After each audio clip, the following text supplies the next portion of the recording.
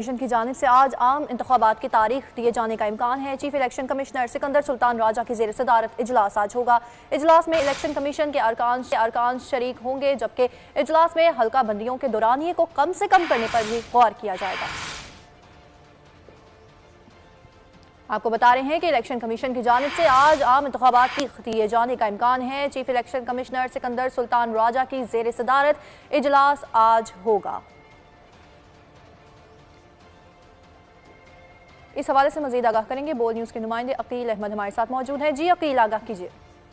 जी देखें, बिल्कुल आम इंतखाबात की तैयारियों के हवाले से इलेक्शन कमीशन का एक इंतहाई अहम इजलास आज दिन 11 बजे बुलाया गया था। जो GDA के वफूद की मुलाकात के बायस से जो है वो कुछ ताखीर का शिकार हुआ है और अब जराये का बताना है कि ये तकरीबन 2 बजे इजलास होगा। चीफ इलेक्शन कमिश्नर इस इजलास की सदारत करेंगे और इस इजलास में जो हल्का बंदियों का शेड्यूल दिया गया था, जो 14 दिसंबर को मुकम्मल होना था, उसमें इलेक्शन कमीशन कमी का ऐलान करेगा। इलेक्शन कमीशन की जानिब से इस हवाले से तजावीज़ तैयार की गई हैं और 20 रोज जो है वो हल्का बंदियों के शेड्यूल में कमी की तजवीज़ दी गई है, जबकि इलेक्शन कमीशन मुमकिन तौर पर आज के इजलास में जो आइंदा आम इंतखाबात है उनका शेड्यूल भी जारी करेगा और आइंदा आम इंतखाबात की हतमी तारीख का ऐलान करेगा। तो इस हवाले से इलेक्शन कमीशन का एक इंतहाई अहम इजलास शेड्यूल है, जो तकरीबन अब जराये का बताना है कि 2 बजे होगा, जिसमें इलेक्शन कमीशन हल्का बंदियों के शेड्यूल में कमी का ऐलान करेगा और आइंदा आम इंतखाबात की हतमी तारीख और इलेक्शन शेड्यूल का इजलास का अहवाल बता रहे थे। आपका शुक्रिया।